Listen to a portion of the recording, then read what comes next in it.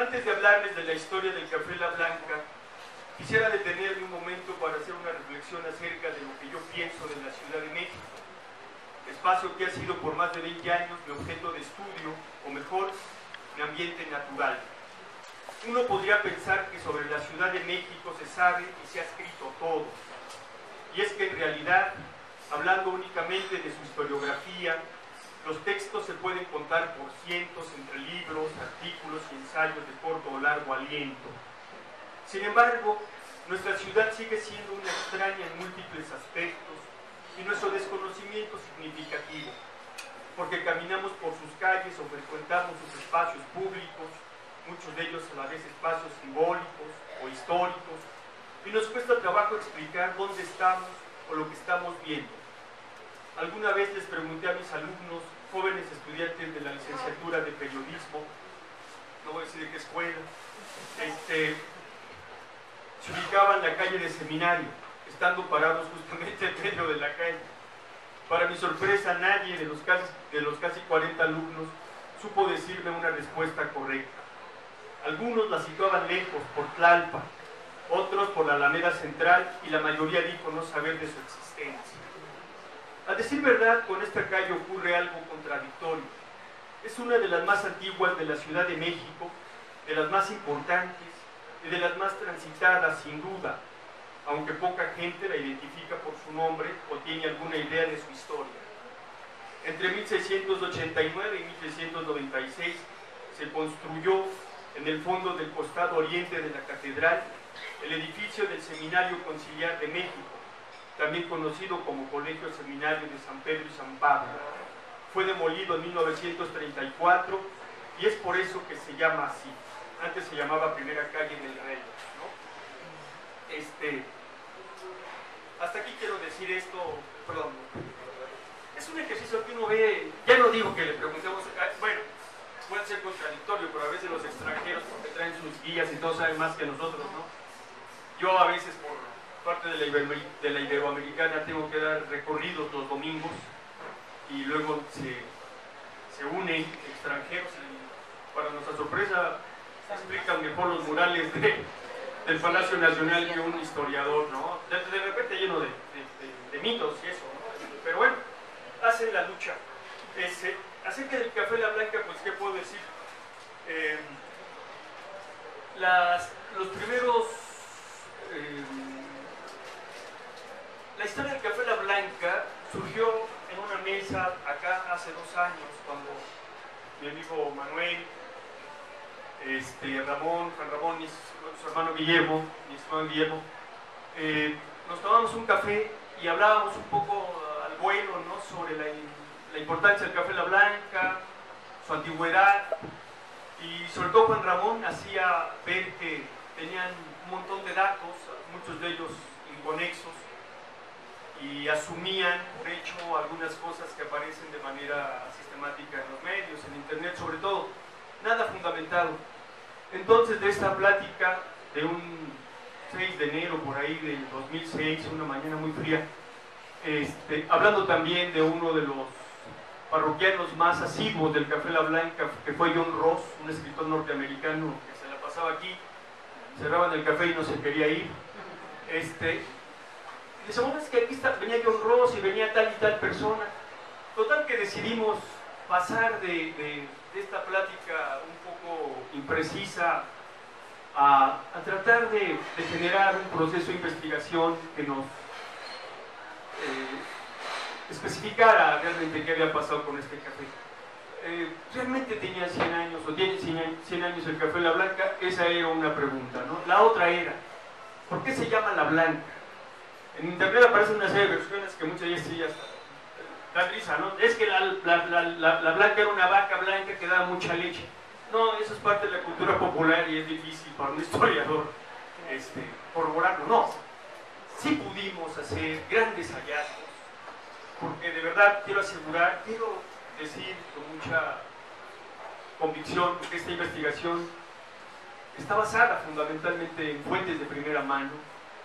Hice un recorrido por el Archivo General de la Nación, por el Archivo Histórico de Notarías, por el Archivo Histórico del Agua, por el Archivo Histórico de la Ciudad de México, incluso por el archivo histórico de la Secretaría de Salubridad, en los documentos que me pasó Juan Ramón. Fui a investigar a Texcoco con los actuales propietarios de la Hacienda La Blanca, que por otra parte también asombra que no sabe nada, ¿no? Sí, mi papá, mi abuelito me decía que venían de La Blanca por la leche, pero no tiene documentos, su memoria histórica y personal es tan pobre, y a mí eso me preocupa, ¿no?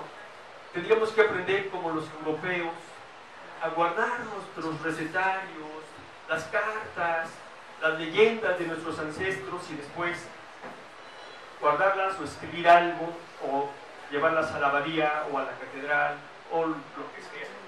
No tenemos este hábito en México, con algunas excepciones. Bueno, creo que el caso de La Blanca es una de ellas. La otra, para no extenderme mucho, el señor Roberto Boker, ¿no? de la ferretería Boker, algún día me dijo: yo quiero que me hagas la historia de mi negocio. Tenía un montón, o tiene un buen número de papeles, ¿no?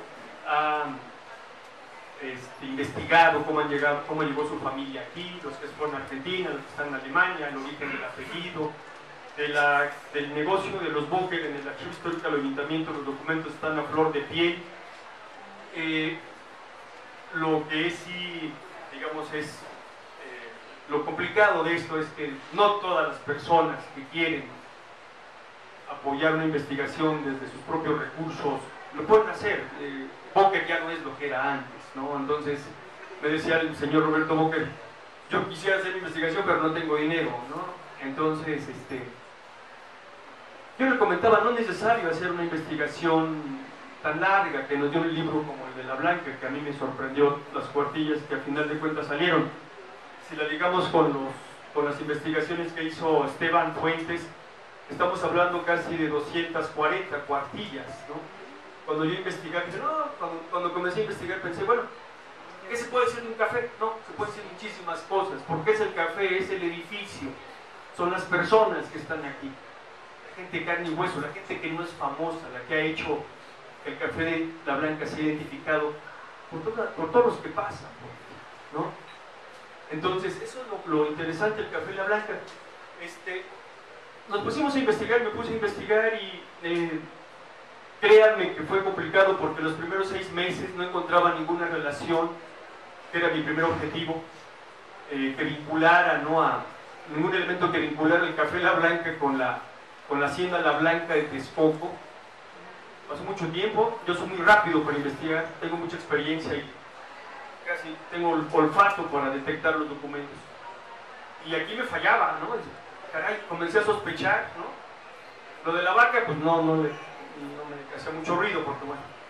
Pero la relación entre el café La Blanca y la hacienda La Blanca de Texcoco, que hipotéticamente tienen el nombre del café La Blanca, vienen allá, me llevó como 6 meses corroborarlo.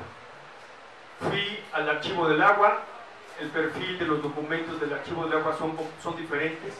Encontraba la hacienda La Blanca, pero ningún tipo de vínculo con el café La Blanca.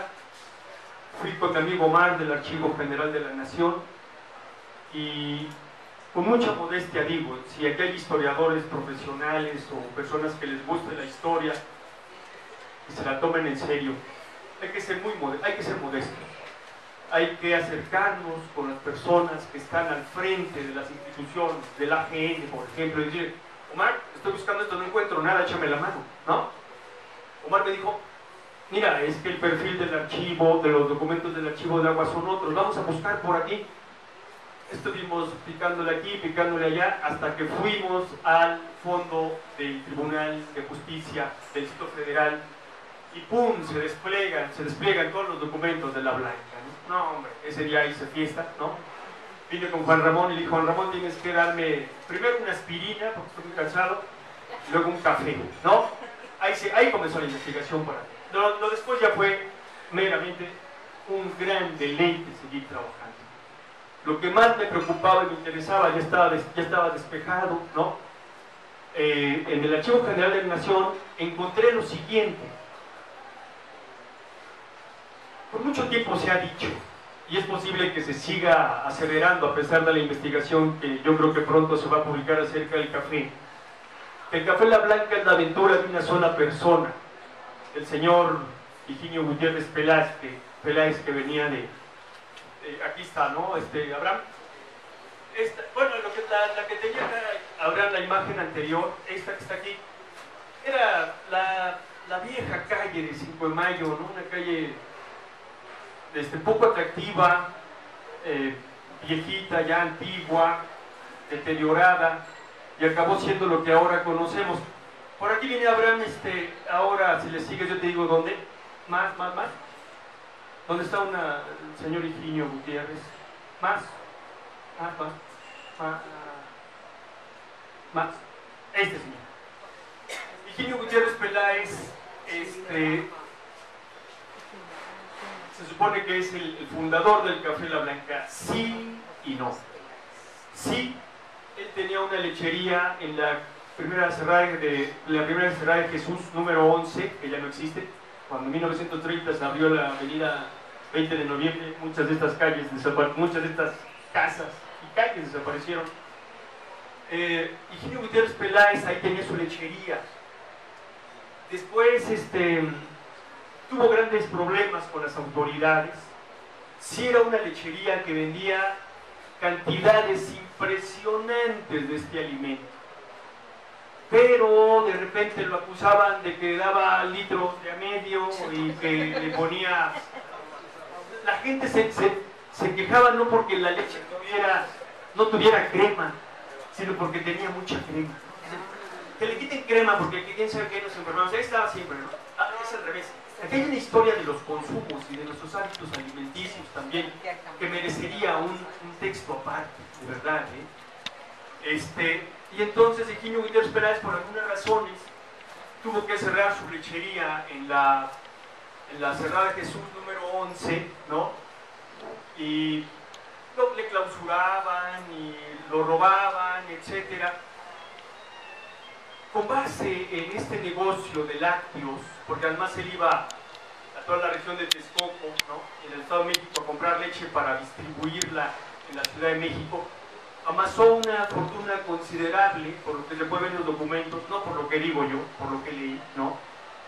Y con ese dinero, en 1918, estableció la banca asturiana, ¿no? La banca asturiana, Higinio Gutiérrez Peláez, que tenía una importancia impresionante, tenía sucursales, mensajeros en Europa y no sé qué, con Ricardo Río. Yo no sé si los españoles eran siempre tan conflictivos, Juan Ramón, pero donde ponía un negocio él se metía en problemas con sus socios, ¿no?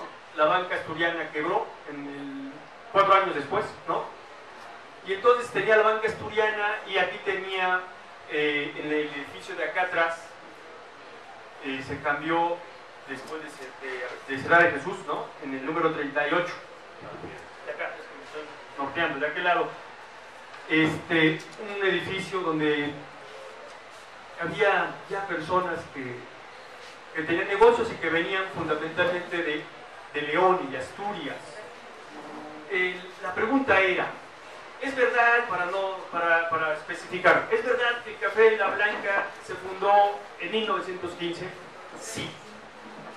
Sí, a pesar de que no hay un documento que nos diga el día exacto, el mes que se fundó. No. Por toda la interpretación e investigación que yo hice, es muy sencillo corroborar que la lechería de Higinio Gutiérrez Peláez, que es el antecedente del Café La Blanca, se fundó por ahí entre septiembre y diciembre de 1915. Aquí se instaló. ¿Por qué se instaló la lechería aquí? No quiero especular, ¿no? Los documentos no lo dicen, pero se entiende que era una calle joven, una calle que ya se veía que iba a ser próspera. No había en esta calle, en ese año, espacios de oferta gastronómica de ningún tipo, ¿no? Entonces yo creo que Higinio Gutiérrez Peláez, con una gran visión, dijo, pues me voy a 5 de Mayo y ahí me instalo.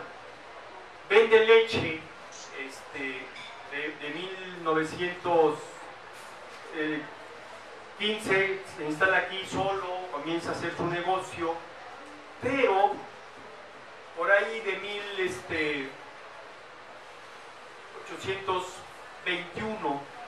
1921, perdón, se asocia con un inglés que vivía en Texcoco, Santiago James Kelly, y con un norteamericano que también radicaba en Texcoco, que se llamó Timothy J. Costello. Y dicen, vamos a hacer una sociedad, para tener dinero hacemos una firma y vamos a rentar entre los tres la hacienda La Blanca de Texcoco. Primera gran observación. El Café La Blanca, digo, no es aventura de Higino Gutiérrez Peláez, es aventura de Timothy J. Costello, de Santiago Kelly, de Tomás González. Juan Ramón sabe, una serie de socios, ¿no?, donde se incluye también su papá, aunque su papá ha tenido el café por más tiempo, 70 años, ¿no? Y entonces, en el Archivo General de la Nación, encontré, gracias al apoyo de mi amigo Omar, que está en el centro de referencias, un litigio entre los dueños de la hacienda La Blanca de Texcoco y esta firma, ¿no?, porque habían hecho un contrato para que esta firma, Costello, Gutiérrez Peláez y Santiago Kelly, rentaban la hacienda de Texcoco por 9 años u 8, de 1921, y tenían que regresar la hacienda en 1929, ¿no? Lo primero que salta a la vista aquí ya, y que derrumba algunos mitos, es que Gutiérrez Peláez, a diferencia de lo que se ha dicho, no fue propietario de la hacienda La Blanca jamás. Tenía una hacienda por Toluca, sí, muy grande, que después la utilizaba para hacer carbón y venderlo en la Ciudad de México, sobre todo en el año del hambre de 1915. Y vamos avanzando en la investigación, y Juan Ramón y yo nos vamos aclarando algunas cosas en la cabeza, ¿no? Sí hay una vinculación entre el Café La Blanca y la hacienda La Blanca de Texcoco, bien. No es Higinio Gutiérrez Peláez propietario de la hacienda, sino que la renta, ¿no?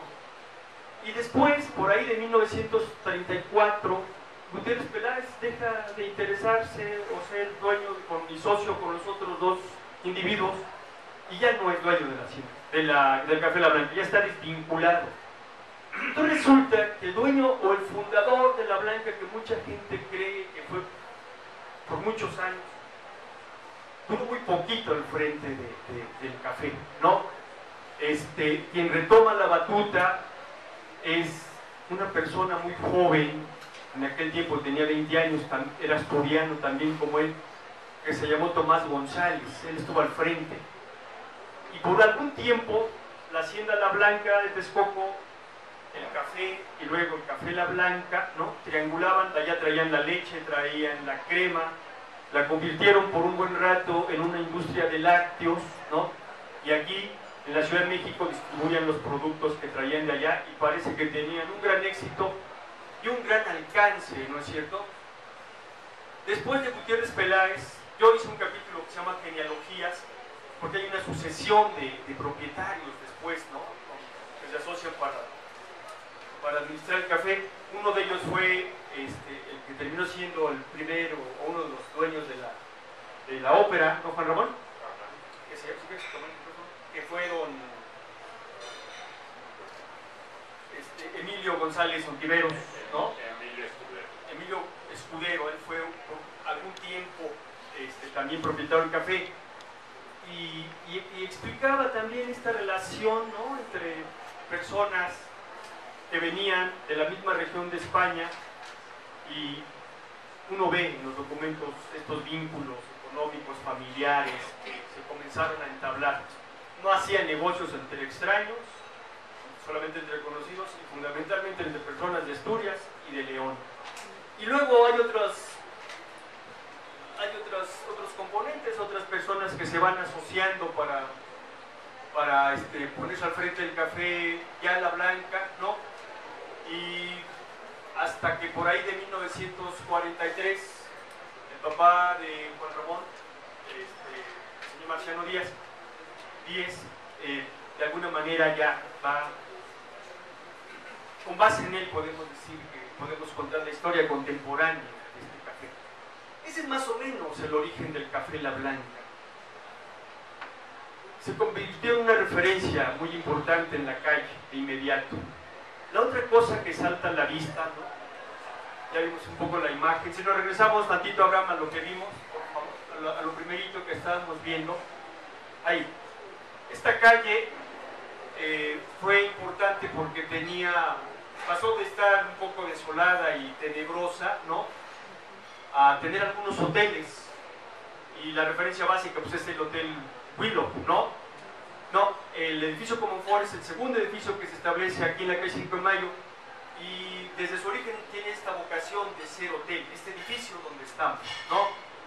En la calle no solamente había estos edificios o estos hoteles importantes como el Comercio, el Willow o el Comonfort.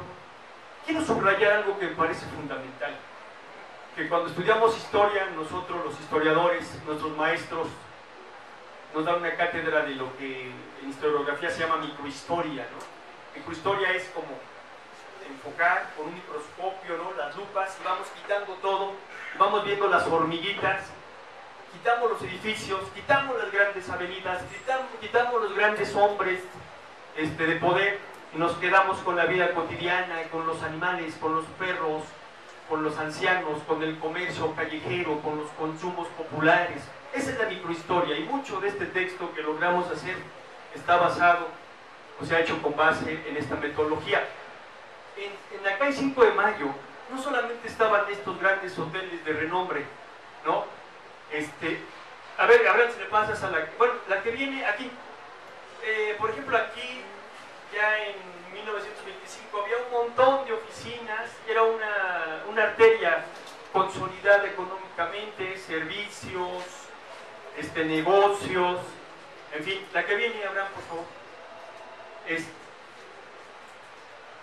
Aquí, bueno, quiero decir también esto, un poco al vuelo. Se sabe que por aquí caminaba Diego Rivera, que por aquí anduvo, se hicieron películas, estaba el cine UFA, el cine Palacio, ¿no?, aquí adelante, en el número 40, en el número 30, ¿no? Y se sabe que estaba Hugo Breme, ¿no es cierto? Pero también, y esto se sabe poco, que ya antes de Hugo Breme estaba el estudio de María, la de arriba, Prueba, ¿no?, y María Baquedano. En el archivo histórico, quien quiera seguir la historia de la calle, del café, de otros espacios públicos y esto, los documentos no nos pertenecen a los historiadores. Todo, Juan Ramón lo sabe, todo lo que yo digo ahí tiene un soporte documental.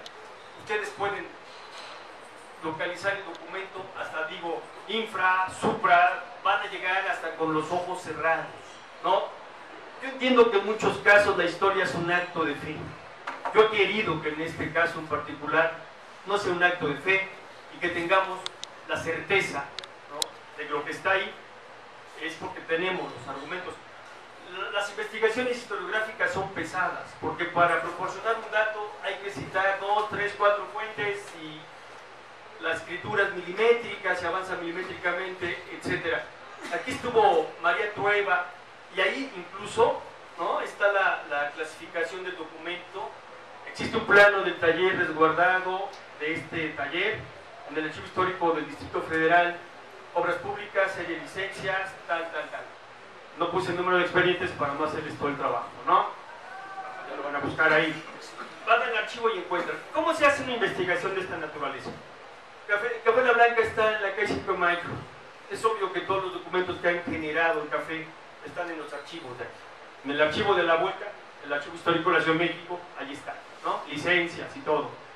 En el archivo de notarías, todo este proceso de la renta de la sociedad Kelly, Peláez y compañía, de la Hacienda La Blanca, ¿no? Un proceso que se complicó, porque si somos, a decir verdad, ¿no?, la sociedad Kelly y compañía, después de que el contrato termina en 1928, ya no quieren regresar a la Hacienda. Entonces, está complicado, y el conflicto se prolongó hasta los años 46. Ya no me competía a mí, ya no me competía porque ya quería trabajar la Hacienda La Blanca. Es otro tema que hay que regresar. Tendríamos que hacer volumen de esto, ¿no? No, nuestro interés es hacer la historia del Café La Blanca, de las personas que estuvieron aquí, de las personas que como ustedes, ¿no?, son parroquianos o son, tienen un gran interés por la ciudad que recorremos todos los días. Puedes, adelante, ahí está. Lo que quería decir esto. La calle 5 de Mayo, desde finales del siglo XIX, tenía una gran presencia, no solamente de hoteles con prestigio, ¿no?, de los cuales se ha encargado un poco de investigar la maestra Clementina Díaz y Diobando. Aparte de hoteles como el Willow, el Comercio, Cántabro, de la Ópera. ¿Saben dónde estaba el Hotel de la Ópera? Para hacer un poco interacción con ustedes. ¿Saben dónde estaba el Hotel de la Ópera? Y es posible, ¿no?, cuando hagamos la historia del bar La Ópera, porque ahora voy a hacer la historia de todo un negocio, la que es 5 de Mayo. Aquí ya me aseguré desayuno todos los días, ¿no?, en la Ópera. Una cerveza toda la tarde y así me voy a ir. No voy a cobrar, pero voy a comer muy rico todos los días. El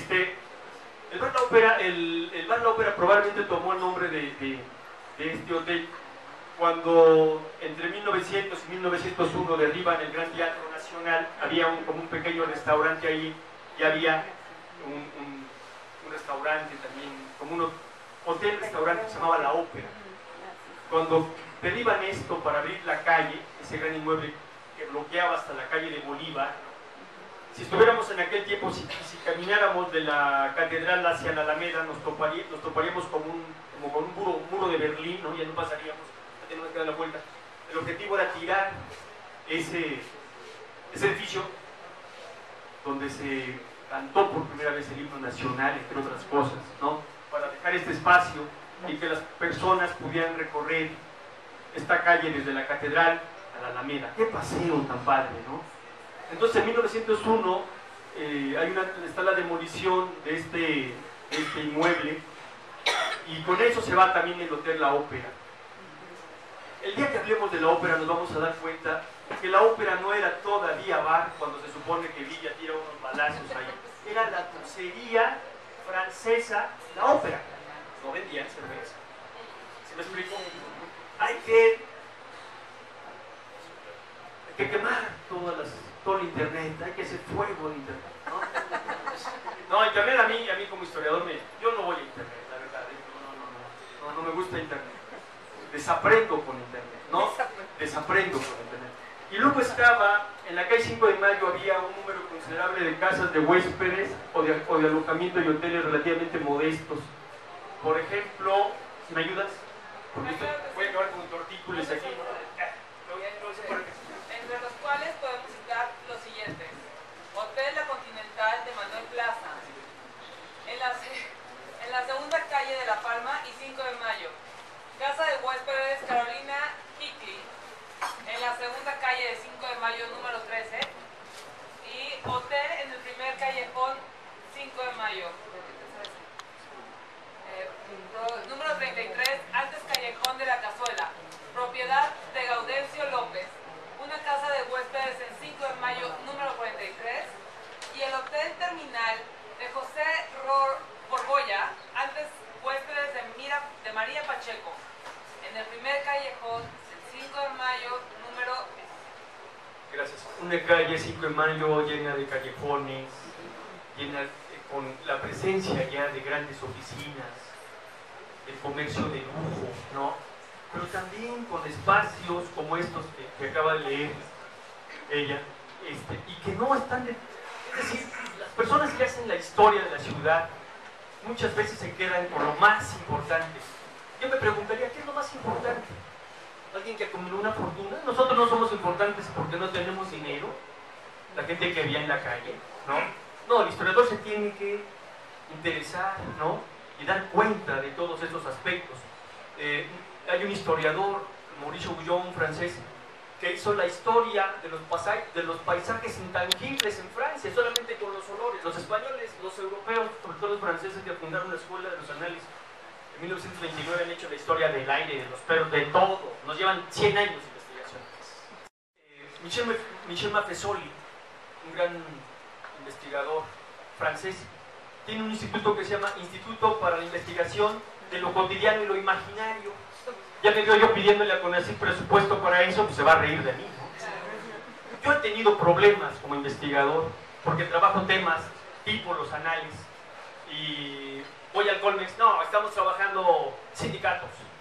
Hay todavía instituciones muy conservadoras, de verdad, de verdad. Pienso que la UNAM es muy abierta, pienso que la ENA también nos brinda estas oportunidades, ¿no? Y la Ibero también, cuando yo hice mi doctorado, pues había un seminario muy interesante sobre historiografía comparada. Dije, es lo que yo quiero, ¿no? Entonces, a partir de este tipo de formación que uno tiene como historiador, aborda los temas, ¿no? Ahí se refleja un poquito nuestros intereses, nuestra vocación, nuestra sensibilidad. Hacemos la historia del Café La Blanca, pues es la historia que a mí me interesó contar, ¿no? Platicarle a Juan Ramón. Aquí faltan 2 volúmenes de la historia de la calle, del café. Estamos luego con el edificio, ¿no? Ustedes llegaron aquí y el Café La Blanca, después de estar en el número 38, que es para allá, ¿no? En el 43, el padre de Juan Ramón ya lo traslada para donde estamos, ¿no? Lo renueva, lo convierte, en palabras de Salvador Novo y muchos cronistas, en uno de los cafés más modernos de la Ciudad de México, ¿no? Un café con características muy peculiares que yo creo que ustedes podrían describir mejor que yo.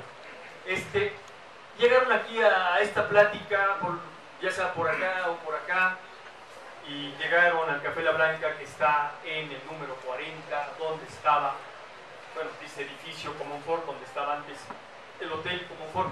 El edificio ha conservado el nombre, ¿no?, del antiguo inmueble que sirvió como hotel. ¿Qué pasó en el Hotel Comonfort, donde está ahora el Café La Blanca? ¿Alguien sabe? ¿Alguien tiene una idea de qué ha pasado por aquí? Pues se los voy a decir. Y otra de las cosas que con Juan Ramón, ¿no?, celebramos, primero sufríamos, porque con Carlos, con Juan Ramón, con Guillermo, es que aquí parece que vivió la hija mayor de Iturbide, ¿no?, Josefa de Iturbide y Huarte. Es que aquí parece, no, y eso parece, a mí ya me dolía la cabeza, ¿no? Todo lo que tengo que investigar, ¿no? Del parece ser tenemos que llegar a las certezas. Si tú me dices, es que me dijeron que aquí estuvo el Che Guevara, ¿quién te dijo? ¿Cómo pongo en el libro estuvo el Che Guevara? Y luego lo van a repetir, porque la gente ve la letra impresa y le tiene un gran respeto todavía. No, yo no sé. Si no tengo una buena fuente para decir que aquí anduvo el Che Guevara y que se sentó en esta mesa, tal. Sabemos que Roberto Bolaño, el escritor, ¿no?, chileno, se sentaba en alguna banca de la Alameda y ahí redactaba algunos bosquejos de sus novelas, entre ellos Los Detectives Salvajes. Eso sí está corroborado, alguien lo vio y tal. Aquí sabemos que vino, por Juan Ramón me ha dicho, están las fotos, ¿no?, etcétera. No, cuando Juan Ramón y su hermano Carlos, que tiene una gran vocación de historiador, ¿no?, Carlos Díez Suárez, me decía, es que aquí parece que murió la hija de Iturbide. No, para mí fue una revelación, ¿no?, tan importante. Dije, aquí es otro tema que tengo que investigar. Avanza uno en la investigación, hay un plan de trabajo, no se pone uno a investigar así como va. Hay un plan de trabajo, hay una cronología, uno va avanzando en los temas, de repente vuelve, de repente se aleja. Y el tema de que si la hija mayor de Agustín de Iturbide, Josefa de Iturbide y Huarte, vivió aquí, se convirtió en una exploración diferente. No hay casi fuentes sobre eso. Leí literatura, leí cronistas, leí a Fernando del Paso, hay omisiones imperdonables. Por algún tipo de rodeos que hice, me fue encontrando las 2 notas periodísticas en el periódico La Sociedad, me parece. Entendí que había 3 entregas, solamente puedo encontrar 2. Tiene todo lo que podamos saber de María, de Josefa Iturbide y Huarte. Llega de Francia, ¿no?, por ahí de 1880 y tantos, con el porfiriato, pensando que ya le va a ir mejor.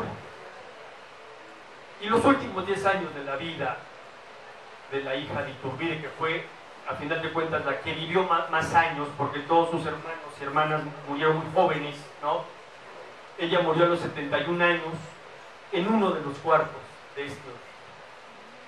La crónica que se hace en estas dos entregas, una el 12 de diciembre, en este periódico, la página de enfrente, ¿no?, de la crónica es un grabado de la Virgen de Guadalupe impresionante. Y las demás es una explicación del imperio de Iturbide, de qué hubiera pasado si Maximiliano se hubiera ligado con Iturbide. Seguiríamos siendo un país de monarquías. A la muerte de Josefa Ortiz, Iturbide y Huarte, de su hijo, de su sobrino, y de la muerte también de la esposa norteamericana de uno de los hijos de Agustín Iturbide, ahí se cancelaron en este país todas las posibilidades de que hubiera otra monarquía, otro imperio. Aquí, en este edificio. El cronista, el periodista que hace la crónica, ¿no?, dice cómo muere abandonada, vienen 2 que 3 familiares, se ve que tenía algo de ahorros, no sé, que un inglés era el que le llevaba sus pequeños negocios, pero al morir el cortejo fúnebre no son más que 3 o 4 individuos. Yo creo, no lo dice el texto y no lo pongo yo, pero yo creo que fue a Galloso, que estaba cerca, ahí hicieron el servicio, y como muchas personas importantes y católicas de convicción, como en esa época, ella fue a parar al cementerio de la villa de Tepeyac y está enterrada frente a la tumba de Santana. Yo eso no lo sabía, por eso soy historiador, porque no dejo de aprender y de sorprenderme con todo lo que encuentro, y aquí le agradezco a Juan Ramón que me haya dado esta posibilidad de trabajar. Uno de los objetivos también de la investigación es que justamente por este tipo de acontecimientos que ocurrieron en el hotel, ahora ya estamos aquí con la Blanca, en el antiguo hotel Comonfort, es que la Dirección de Monumentos Históricos de Lina le concede una placa, ¿no?, a este edificio como un edificio histórico, que lo preserve, ¿no?, porque no solamente como el edificio Comonfort, hay un montón de edificios que tienen una gran historia y están en un deterioro terrible porque no tenemos... yo voy a monumentos coloniales, díganme qué tienen del inmueble de 5 de mayo 40, 2 cositas, ¿no? Uno Balina, 2 cositas. Es cuando regreso a como comencé la plática. Es impresionante la ausencia de papeles, ¿no? Entonces uno tiene que rascarse, como dice la expresión popular, con sus propias uñas y comenzar a investigar fuerte, ¿no? Esta investigación a mí me llevó más o menos en términos de exploración documental 1 año y medio, 1 año y pico, y el resto escribiendo, ¿no? Y yo creo que fue un trabajo de alguna manera rápido, porque yo me tardo mucho para hacer investigaciones. Mi tesis de doctorado la hice a lo largo de 10 años, pero Juan Ramón pues no me quería esperar nada. Entonces, eso fue lo que pasó. Y ya después viene una historia contemporánea, ¿no? Que aquí sí me gustaría que Juan Ramón nos dijera, un poco rescatando la memoria, las conversaciones con su padre, las transformaciones del café, qué personas acudieron aquí, que nos hables de John Ross. Te cedo la palabra, Juan Ramón.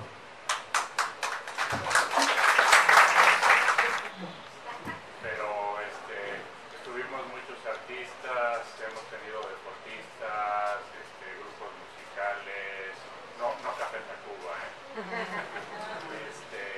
Manolo Fábregas estuvo aquí, Filito López,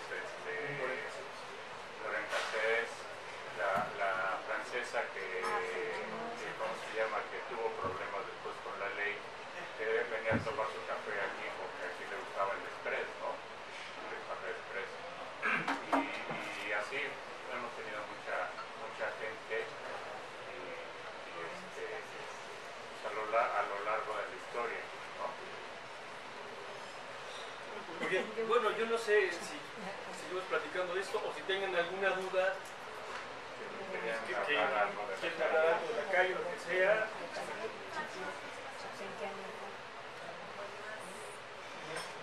Antiguo de Kennedy. Pasó Kennedy, pasó ¿cómo se llama? J. Truman, 47. Hay mucha historia. La calle es simbólica porque yo digo que la verdadera desacralización de esta calle fue cuando pasó por aquí los contingentes del 68. Si uno lee a Poniatowska, ¿no? Y a este señor que se acaba de morir, de Alba, dice, cuando llegamos a Avenida Juárez fue emocionante, más emocionante fue cuando pasamos por 5 de mayo. Y es curioso, esta calle también fue la calle de las librerías, ¿no? Porque aquí estaba la Universidad Nacional dispersa, ¿no? Y se llenó de librerías. Si me ayudas, Abraham, por aquí, antes tengo una, más adelantito, a ver, por ahí va. Librerías. Librerías, ahí está, ¿no? ¿Quieres leer un poquito? Claro, ¿el párrafo o las librerías? Como tú quieras. Gracias a la presencia del barrio universitario, la calle 5 de Mayo se convirtió desde la década de 1930 en la calle de las librerías. En palabras del escritor y diplomático mexicano Genaro Estrada, el maestro Carlos González Peña, que era asiduo comprador de libros, prefería referirse a ella como urbana y libresca vía la avenida 5 de Mayo. Estrada enumera para el año 1936 las siguientes librerías: Casa W.M. Jackson, número 11, donde se ofrecía los 20 tomos del Tesoro de la Juventud con 12 pesos de enganche y mensualidades de 15. Librería de Esteban H. Jiménez y hermano, número 20. Librería Cosmos de Enrique Lyons, número 24D. Compañía Librera Mexicana, número 29. Herrero y Compañía, número 39. Librería de Murguía en la esquina 5 de Mayo e Isabela Católica. Librería Hispania de Andrés Botas, número 43, que editaba, entre otras cosas, la obra completa de José Vasconcelos, o como lo anunciaba, los grandes éxitos de Vasconcelos. Librería Minerva, número 40. Aquí estuvo la librería Minerva. Sí. La nueva de José Porrúa e Hijos, en el número 61. En 1926, Donato Elías Herrero y Ricardo Arancón establecieron la librería del Estudiante número 38 de la calle 5 de Mayo. Cerró sus puertas una década después. La calle de las librerías, la calle de los hoteles, ¿no? El barrio universitario le imprimió un carácter muy dinámico a esta calle. Si pensamos, sin decir nombres, quién visitaba el café eran los alumnos, y yo detecté que muchos profesores rentaban o vivían en estas calles. Aquí no había, de hecho, facultades, ¿no? Pero pasaban de San Ildefonso para acá, hacían los de arquitectura, hacían una novatada y había un alto obligado frente del Café La Blanca. La calle es importante porque es protagónica en el momento del 68, ¿no? Y yo creo que hasta la fecha, ¿no? Este carácter, las calles ganonas en la historia de México han sido siempre Madero, 15 de septiembre. No, esta calle tiene una historia. Me platicaba un mesero en el 68, cuando estaba el enfrentamiento ejército contra estudiantes, que unos estaba, no me acuerdo si el ejército estaba en Otolinía y los estudiantes en 5 de Mayo, digo, en Isabela Católica. Entonces, pues, aquí era el sitio de medio donde se tuvieron que bajar cortinas. Sí, y la otra parte, yo le dedico un pequeño capítulo a ahí en este libro, es porque hay una relación también. Yo quise imaginarme que el papá de Juan Ramón recorría la calle, no iba al Cine UFA porque desapareció pronto, pero sí al Palacio. Y en el Cine Palacio había estrenos, ahí se estrenó por primera vez Santa. Y si uno lee las crónicas en este trabajo hemerográfico que también tenemos que realizar, venía Jorge Negrete. Algún día, dice un cronista, la calle 5 de Mayo se convirtió por 2 horas en el Hollywood de la Ciudad de México. Hay que tener esta imaginación de de entender cómo estaba todo, ya con los carros, una calle de lujo, caminando Gabriel Figueroa, Dolores del Río, los grandes productores, Soler, ¿no? Porque iba a haber un evento aquí adelantito, en el número 30, con el Cine Palacio. Ahí están las imágenes. No es difícil entender, ¿no?, que estos debieron ser como nosotros, algunos clientes habituales del café y conocidos del lugar. Yo el reclamo que le hago a Juan Ramón es que ¿dónde están las crónicas, no? ¿Dónde están estas conversaciones con el padre que nos dicen, mira, yo saludé a Jorge Negrete y eso? Nos quedas en deuda, ¿no? Sí, mira. Hace escasamente 4 minutos utilizó usted la palabra simbolismo. Simbolismo. Sí, sinónimo.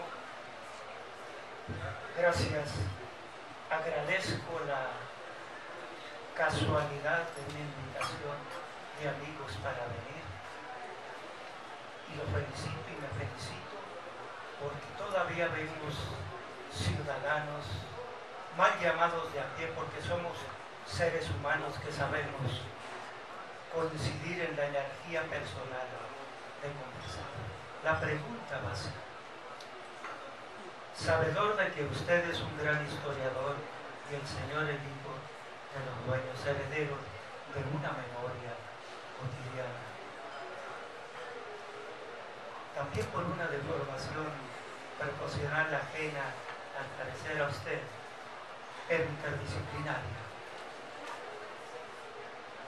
Dijo que había una metodología de investigación histórica, espero que mucho celebro, porque hay otros que se documentan, como se lo dice en internet y otras cosas, casuales y casuísticas, sin verificar. Hay archivos históricos de notarías y registros de cementerios y registros sobre todo el público de la propiedad del comercio, donde es casi, por eso lo felicito, de que el historiador debe de documentar casi lo más fehacientemente lo que sucedió con registros históricos e historiografiados. Registro público de la propiedad, cementerios y registro de notarías, pero me viene a la memoria también, estando tan cercana al catedral, el archivo de las iglesias de bautismo, que usted sabe más que yo. No le voy a dar clases, pues vine a aprender. Y al utilizar la palabra simbólico y simbolismo, de por qué la importancia del Café La Blanca y la calle 5 de Mayo. Mientras lo escuchaba atentamente, recordaba que es por la cercanía del símbolo del poder ejecutivo nacional centralista, que todo lo hace coincidir como los paraguas, como los rayos donde los paraguas confluyen las luces. Palacio Nacional, símbolo del poder, y el Templo Mayor, que después de su descubrimiento hizo posible que todos los ciudadanos nos apropiáramos de esta memoria histórica, que la calle 5 de Mayo y del Café La Blanca, los que vinimos, utilizo la palabra, vinimos en pretérito con él, por primera vez a México hace 33 años, uno de los primeros lugares que conocimos el Café La Blanca, por su prestigio de café, por su trato amable y agradable, su memoria histórica. Pero hice este pequeño, como usted dice, rodeo para plantear eso. El Café La Blanca, si mal no escuché, fue declarado monumento, declarado patrimonio, parte del patrimonio histórico, algo escuché hace como media hora, sí, el edificio, por donde han sucedido hechos relevantes en la historia social y sobre todo antes de la Revolución Mexicana.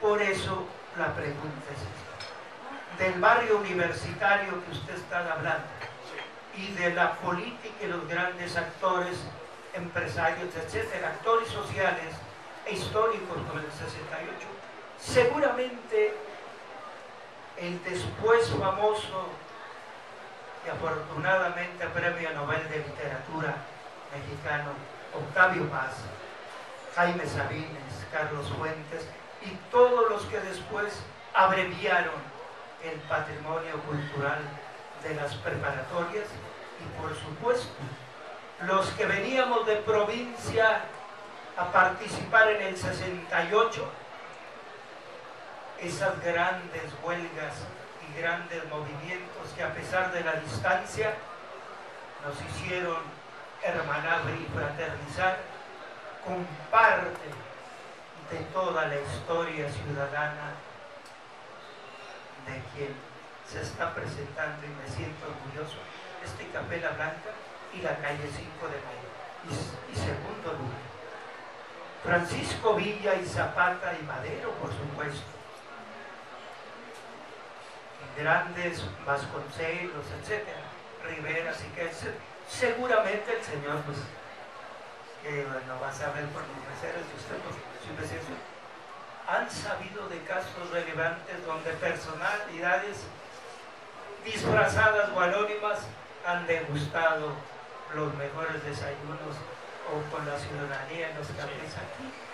Y casualmente había una persona que dice que es famoso, lo digo irónicamente, que conocí en el metro, y le acaban de entregar el Premio Nobel de Literatura a uno de los grandes cantantes de rock, ya saben de quién, Bob Dylan, que lo conocí casualmente sin saber quién es. Se escudaba en un sombrero que después le hicieron la entrevista al siguiente día. Dije, ¿a dónde este tipo se me hace conocido? En un sombrero así como Indiana Jones. Pero atrás de él me impresionaron 3 tipos de 2 metros o más, como jugadores de fútbol americano. Y no me atreví porque no hablo inglés. Dije, ¿dónde he visto este tipo? Al siguiente día ven la entrevista. Iba a entrenar boxeo a los baños Corlán porque es su disciplina diaria de boxeo.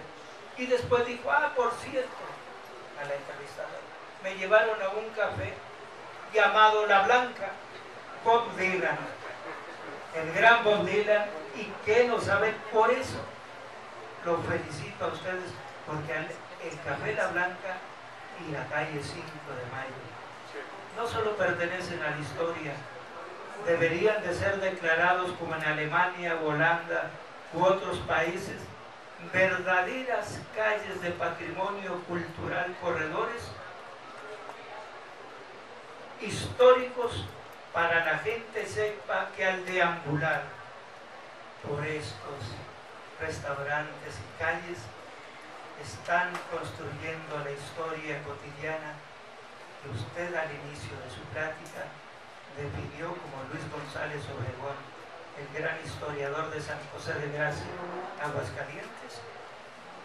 La microhistoria, creo que usted sabe más que yo, que él definió la microhistoria como parte de lo más relevante y no la macrohistoria, porque la microhistoria es lo que nutre de sangre a los grandes ciudadanos y ciudades del mundo.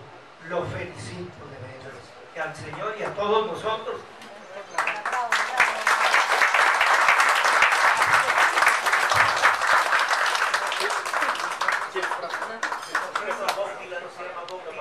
Sí, Robert Zimmerman, ya sé.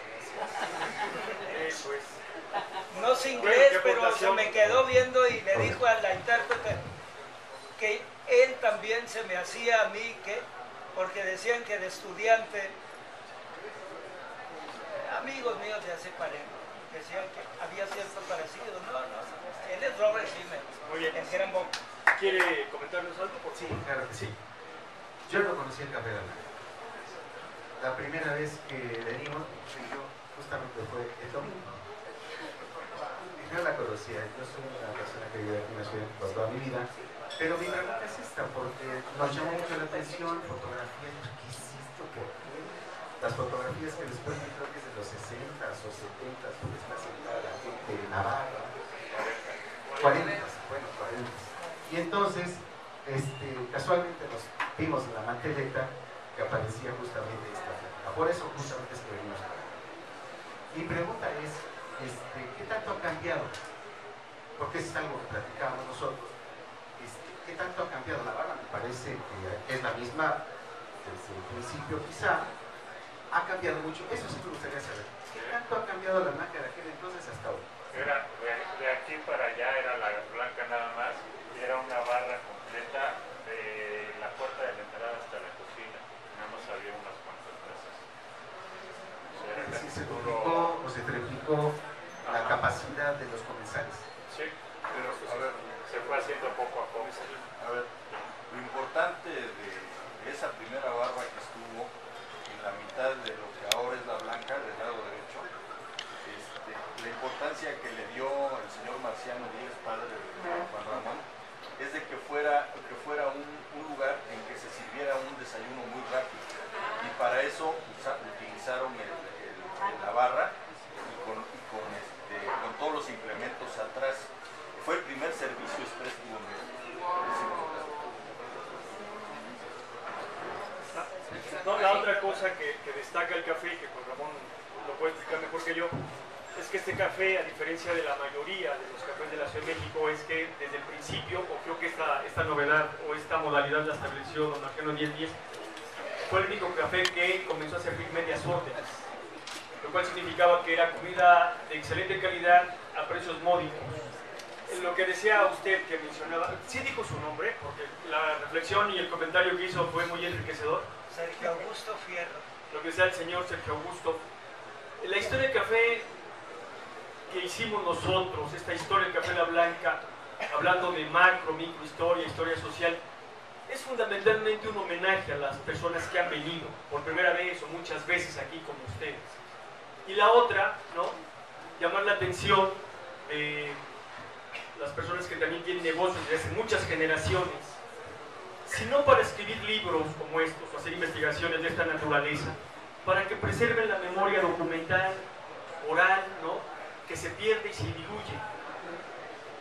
Ojalá que no pase, que lleguen generaciones nuevas y el dato histórico, el interés por la historia, por la anécdota, no les llamen la atención, ahí ya estamos perdidos, ¿no?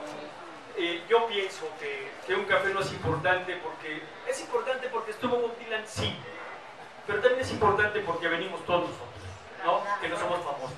Y esa es la intención de la historia del Café La Blanca, ¿no?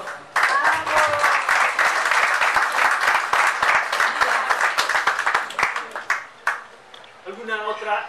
Dígame. Yo tengo 20 años viviendo desde joven.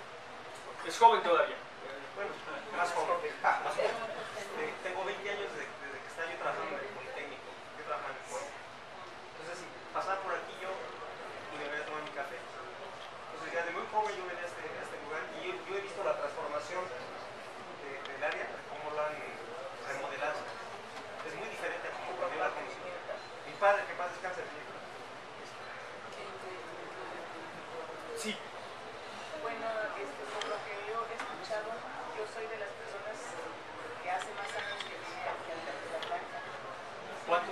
¿Se puede saber? Alrededor de 45, 47 años.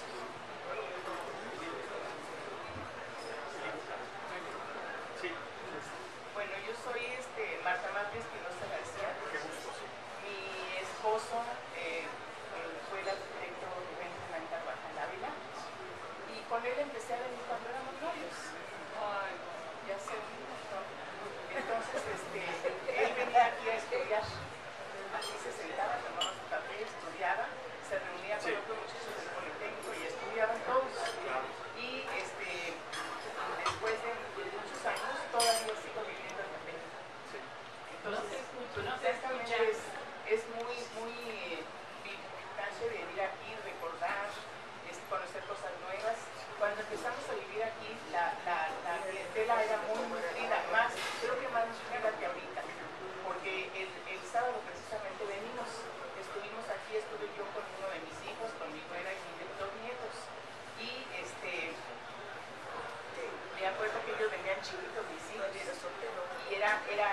era un café que estaba todos los días, como el sábado y el domingo, lleno.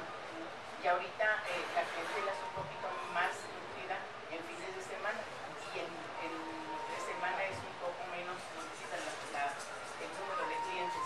Pero siempre es un gusto estar aquí en el café o en eventos como este. Bien. Muchas gracias. Yo, si detesto internet, bueno, ya no tanto. Leí en internet un sitio que decía una joven, dice, mis abuelos que estudiaron en el centro, en la universidad, se reunieron en el Café La Blanca y se conocieron, se casaron. Y cuando se va a la universidad a CEU, ¿no? Se lleva muchos idilios, la memoria de tantas personas que pasaron por acá. Pero bueno, yo creo que el Café La Blanca sigue en boca de todos y van a seguir viniendo, como el señor, mi primera vez, ¿no? Juan Ramón es muy atento a los clientes y alguna vez me platicaba que había una especie de consenso, ¿no? De que las personas dicen, deja el café como está. Es un café que tiene su propia mística, ¿no? No hay que transformarlo, porque si no va a perder. Esta calle, donde había librerías, ahora hay firmas transnacionales que no nos dicen nada. Esto de la globalización está homogenizando todo. Por eso hay que rescatar a este café. Y hay que hacer las historias de los establecimientos porque los vamos a perder. Y al rato van a ser historias tenebrosas porque vamos a hablar del pasado, de los muertos. Aquí estaba, ya no está, aquí estuvo, aquí venía, ahora. Hay que pelear por eso. Sí.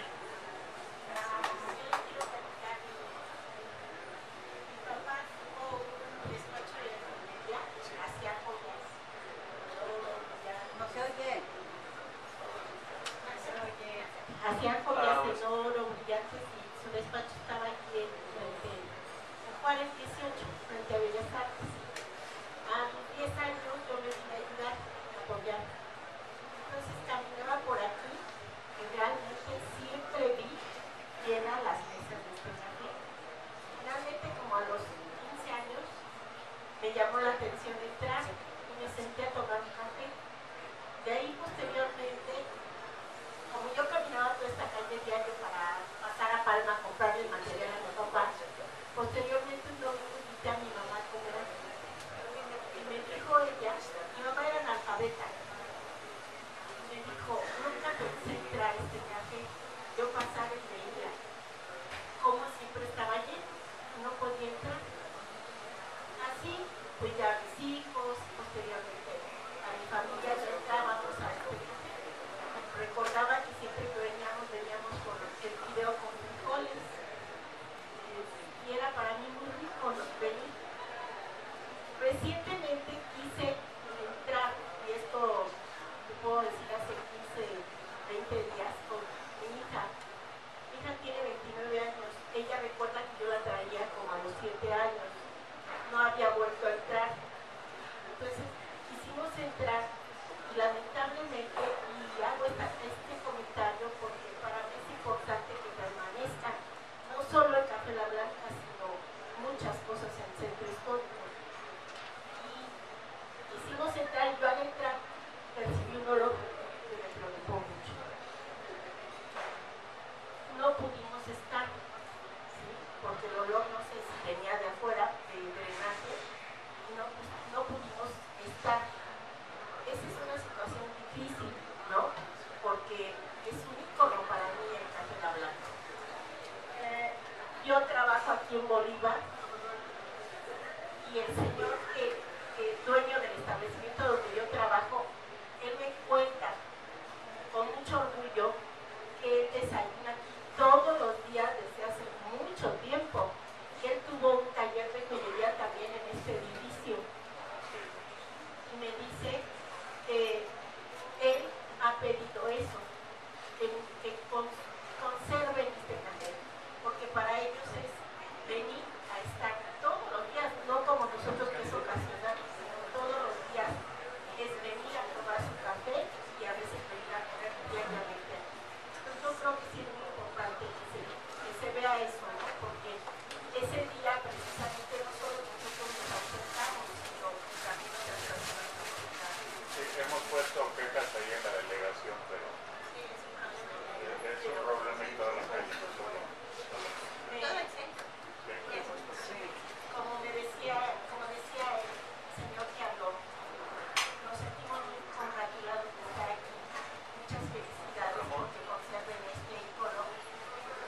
bueno, por el señor de la joyería me quiere esto, hagan más promoción para que podamos hacer, porque sí es justo.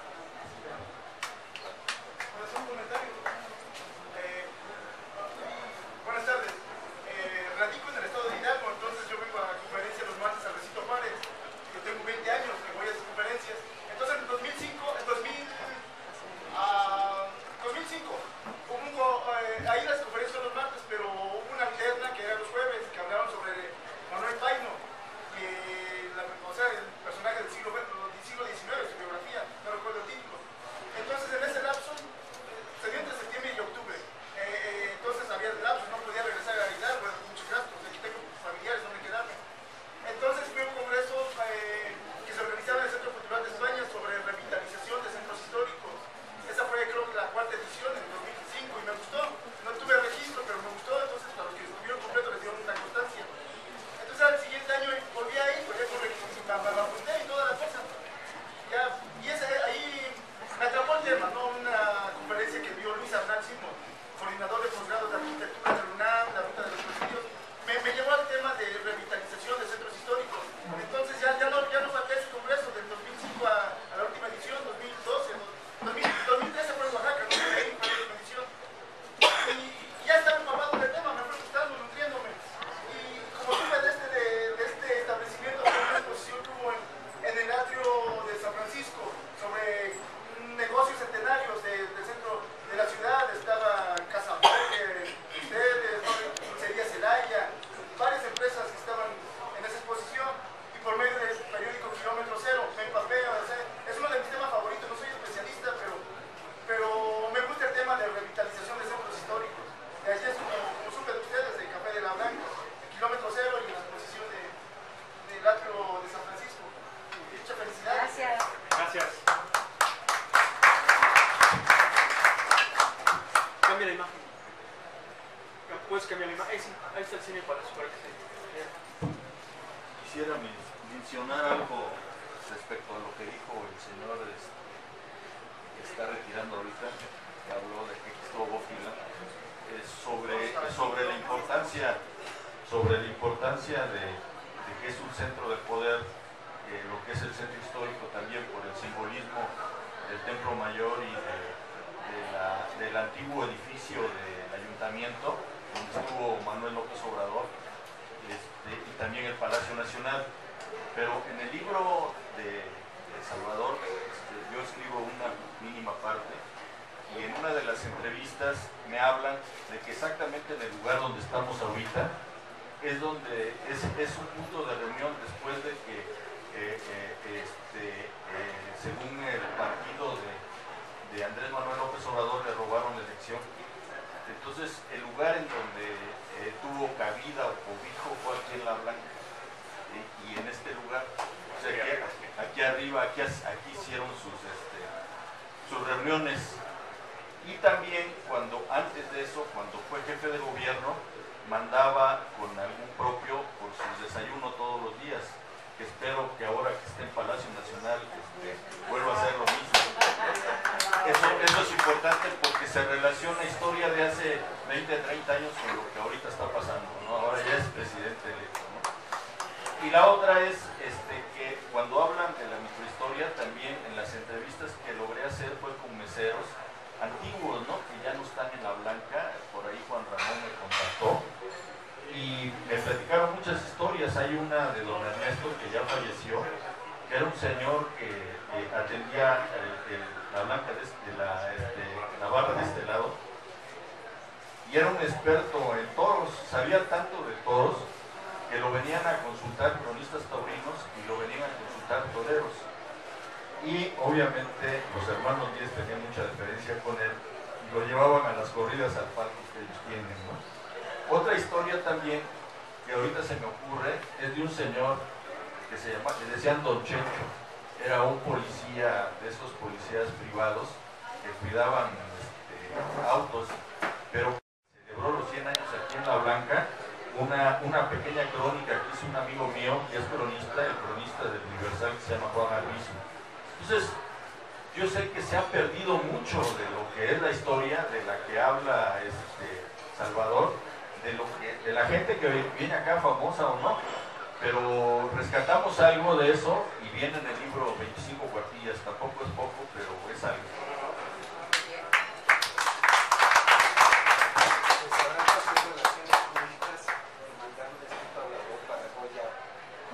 Sí, ahí está la visión segura, ¿no? No, la otra cosa es esto, lo que dice Manuel. Manuel tendría que, la mesa es pequeña, tendría que tener acá su espacio, ¿no? Allá. El libro, yo he escrito varios libros, y soy honesto, este me gustó mucho, no porque esté con Ramón aquí y quiere quedar bien. No, el libro es un libro que conjuga la investigación historiográfica con las entrevistas que hizo Esteban. Me parece que es un libro completo, ¿no? Yo como historiador me da miedo llegar muy cerca, ¿no? Me comienzan a temblar las piernas, yo me paro por ahí de los 40, 50, las entrevistas ya lo jalan hasta acá, y es un libro que recoge el pasado lejano y el reciente. Yo creo que, de verdad, ojalá que se edite pronto. Yo creo que hasta que no se edite, vamos a poder incluir estas notas de Bob Dylan que dice el señor, ¿no? Con algunas precauciones, no lo sé, pero me parece que resultó un producto bastante interesante, ¿no? Yo aprendí mucho ahora. Yo decía que salía de la Ciudad de México, ahora sí un poquito más, ¿no? Pero sí me queda esta sensación de que lo que falta por escribirse y por investigar de la ciudad es increíble. Porque, y mucho de esto son culpables, las universidades no están haciendo que los estudiantes investiguen. No hay seminarios de investigación en las escuelas. Cuando yo voy al archivo notarías, hay 4 investigando. Voy al archivo del AGN, al archivo general, hay unos cuantos y la mayoría son extranjeros. Y me pregunto, ¿dónde está el maestro con sus alumnos generando investigación en fuentes documentales? Es una reflexión también crítica hacia las instituciones, ¿no? Y pues yo creo que el Café La Blanca va a ser una referencia, ya no es físicamente. Esperamos que el libro abra el apetito de otros comerciantes o empresarios que están asentados en esta arteria, y eso nos dará la oportunidad de tener una visión más íntegra de la calle 5 de Mayo, con estos negocios heterogéneos, algunos más jóvenes que otros, y pienso que ahora sí, pienso que la historia de la calle 5 de Mayo está por escribir.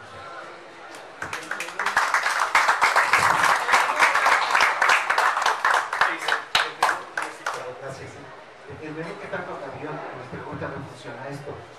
Ahora que se han franquiciado muchos negocios de alimentos, voy a referir particularmente a los whisky Obregón.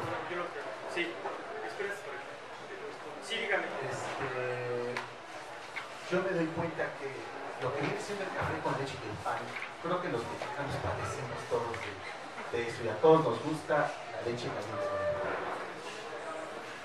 Yo veo aquí una carta muy vasta, con muchas cosas, con mucha variedad. Por eso venía mi pregunta justamente acerca de qué tanto ha cambiado el tipo de platillo, ¿no? Si siempre ha habido papas. Sí. Este es un menú de los años 40. Incluso así es legible el tipo de productos que vendían. Y adelante viene otro que sacamos del libro Un siglo de consumo en la Ciudad de México, que coordina José Arriola. Y aquí también viene lo que estaba en el vitral, ¿no? La oferta gastronómica. No han cambiado mucho, lo único que han cambiado son los precios. Entre el menú del año 40 que vemos y digamos de 30 al 50 aumentó como un peso. Digo, los tiempos cambian, la inflación es otra cosa. Pero aparte nos da idea, decía Fernando Brodel, un simple olor a cocina, ¿no?, puede evocar el desarrollo de una civilización. Vemos la oferta gastronómica de La Blanca y nos lleva a pensar cuáles son los hábitos alimenticios. De repente vienen los oficinistas, de repente el consumidor era heterogéneo. Sí, yo creo que la reflexión aquí no es qué tanto han cambiado los menús ni los precios, sino cómo ha cambiado el sabor de la comida. El chiste del Café La Blanca es que no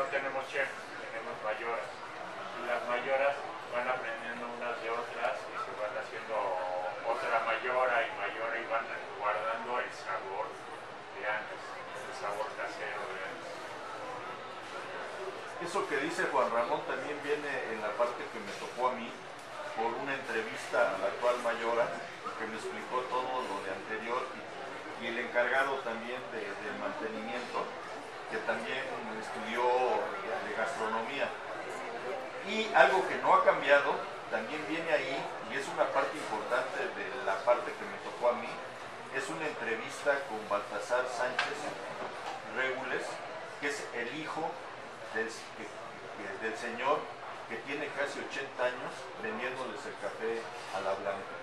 Entonces me platicó de su papá, la gran relación que tienen, inclusive de confianza, como la que ya se va perdiendo, al nivel de que dice, bueno, cuando hace calor vendemos menos café, cuando hace frío vendemos más café, ellos nos hacen los pedidos, se los mandamos, y no hay de que cuando me lo pagan ni nada, sino ya hay una relación de casi 80 años que así ha sido, ¿no? ¿Es Veracruz? Sí, fui a Córdoba, Veracruz a hacerlo. Se llama Baltasar Sánchez y el café es Café Baza y es el mejor de esa localidad de Córdoba. O sea, en México hay buen café en Oaxaca, buen café en Chiapas y buen café en Veracruz. Y el de Veracruz, de esa región, porque está la otra de Jalapa, la de Córdoba, que hay muchos cafés que ya nombran la ciudad, el mejor café de los veracruzanos, porque yo soy de ahí, se los digo también, es el Café Baza, y el Café Baza, el mejor de sus cafés, que es el PRIM, es el que le venden a la blanca, y es el que se ha conservado durante casi 80 años junto con la leche. Muy bien. Aquí ya lo venden ellos. ¿Café? El café también ya lo Sí, en hicieron bolsitas allá. y todo. Sí, ¿Lo puedo sí, comprar? sí.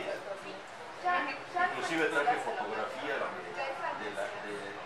los tostadores de hace 80 años. Ahí los tienen. Acá abajo.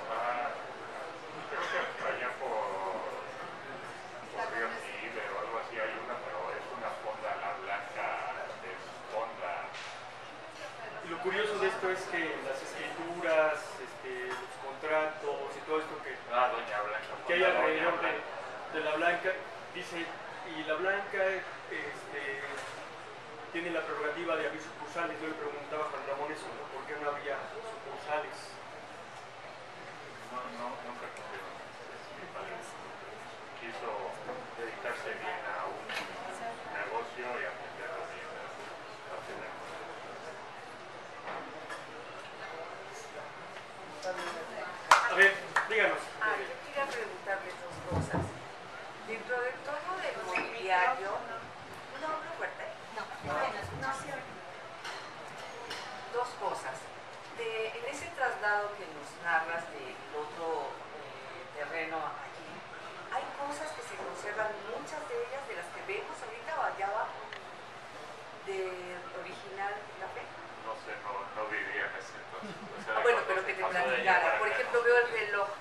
El reloj fue cuando abrieron aquí, fue una cosa que pusieron así. Y la otra es, yo admiro mucho a la señora Cristina Pacheco, como cronista, la ubico como una cronista de la Ciudad de México. Me enseña cada uno de sus reportajes que hace. Ella los ha visitado. Sí. La señora Cristina Pacheco sí ha venido aquí. Inclusive le invitamos a través de internet en un mail, ¿no? Pero Porque tiene una sensibilidad como para engarzar al público, te invita a ir al lugar, te va agarrando la entrevista de tal forma como que te va a seguir a ese lugar que te está describiendo. sí, vino aquí y se metió hasta la cocina. Si quieren ver la cocina, pues ahí la pueden ver. Bien, gracias. Yo tengo una pregunta. Mira, yo tengo amistades en Alemania. Entonces, un día, ellos son de Dresden, pero nos vimos en Frankfurt. Y había varios de ellos y ellos. Entonces me dijeron, vamos a ir a México, así como en los 80 pasó esto. Y dice, pero queremos que nos lleves a un café muy conocido que se llama La Blanca. Yo lo que quería saber es cómo se promueven ustedes en Europa, por qué todos habían allá. Por gente que viene aquí, que va y no. Pero no tienen promoción específica en las obras turísticas. Bueno, imagínense si la tuviera. Salinas nos promocionó una vez diciendo, estaba en Francia, en Italia, perdón, y dijo que este café está bueno, pero me gusta más el de la blanca. ¿No? Sí, a mí me causó mucha sensación que estas amistades mexicanas. Sí. Bueno, lo que pasa es que yo voy a ir. ¿Y usted lo conocía? Yo vengo aquí desde 1950 y tantos. Eso fue lo que yo les dije. Bueno, yo voy constantemente a comer ahí, pero desde 55, 60, ¿sí? Y pero para mí es algo pues, común, porque yo siempre como en todos los restaurantes del centro histórico. Sí, pero no entendía por qué ellos tenían la referencia tan exacta del lugar. Cuando pusimos nuestra página en internet, había muchas entradas del extranjero. Sí, mucha gente en Alemania desconoce. Sí. Gracias. Bueno, pues.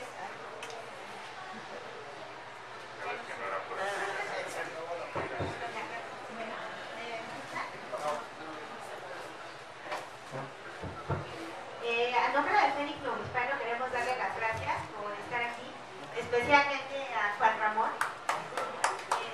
Cuando nosotros empezamos a crear este proyecto en la celebración del 150 aniversario de la calle, tocamos las puertas de todos los locatarios que están sobre la calle, ¿no? Y los primeros en creer en el proyecto, en entusiasmarse y en abrirnos las puertas fueron ellos. Entonces, pues, o sea, gracias, porque la calle del 5 de Mayo no solo es el nombre, no solo es la historia, no solo es lo que simboliza, sino son los espacios que lo han hecho ser esta calle, ¿no?, tan importante. Y son ustedes que día a día caminan por la calle, que la recuerdan, que ven los edificios, el patrimonio que resguarda. Y pues, gracias a estas conferencias queríamos dar a conocer todo esto, ¿no? Las conferencias no han terminado, todavía tenemos otra la próxima semana, es sobre la música del siglo XIX, aquí en la cafetería del Hotel Hilo, por si quieren acompañarnos. Está aquí enfrente.